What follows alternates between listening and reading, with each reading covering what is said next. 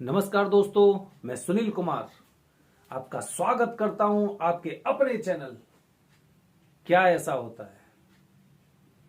दोस्तों, सबसे पहले एक जरूरी सूचना।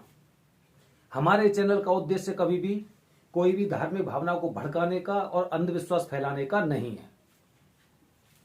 तो दोस्तों, आज मैं आपको एक ऐसा काम बताऊंगा जो आपको महीने में एक बार करना है और आपकी परेशानियों का अंत।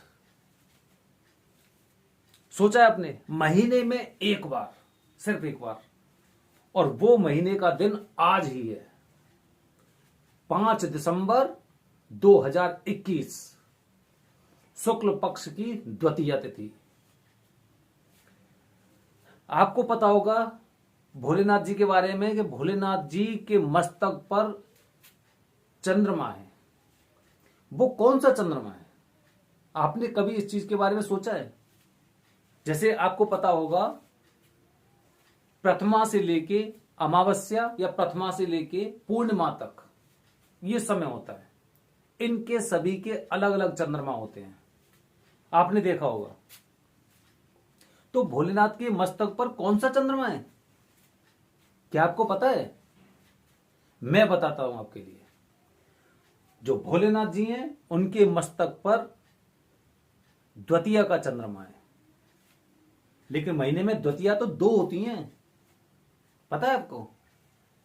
लेकिन कृष्ण पक्ष और शुक्ल पक्ष। तो दोस्तों, भोलेनाथ के मस्तक पर द्वितीय का चंद्रमा होता है, जो शुक्ल पक्ष की द्वितीय तिथि होती है। द्वितीय तिथि का चंद्रमा भोलेनाथ के मस्तक पर होता है।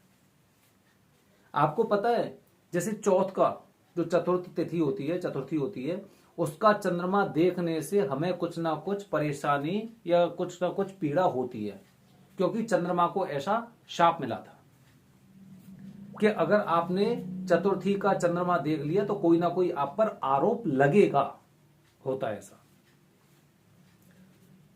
ऐसे ही दोस्तों, द्वितीय का चंद्रमा होता है।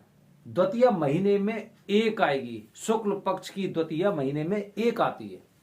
अगर इस दिन आपने चंद्रदेव के दर्शन कर लिए, अगर इस दिन आपने चंद्रदेव के दर्शन किए हैं, तो पूरे महीने की परेशानियां आपके सामने से खत्म हो जाएंगी। पूरे महीने की परेशानियां, अगर आपके सामने परेशानियां आएंगी भी तो उनका समाधान आपके पास पहले आ जाएगा। ये द्वितीय का चंद्रमा भोलेनाथ को बहुत प्रिय है, तभी इन्होंने मस्तक पर धारण किया था।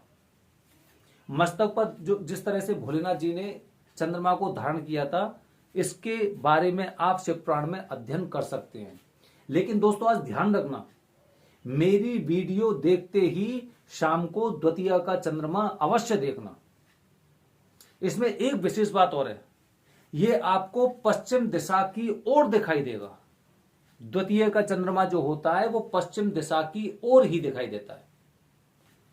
दूसरी विशेष बात यह है कि यह पूरी रात आपको दिखाई नहीं देगा।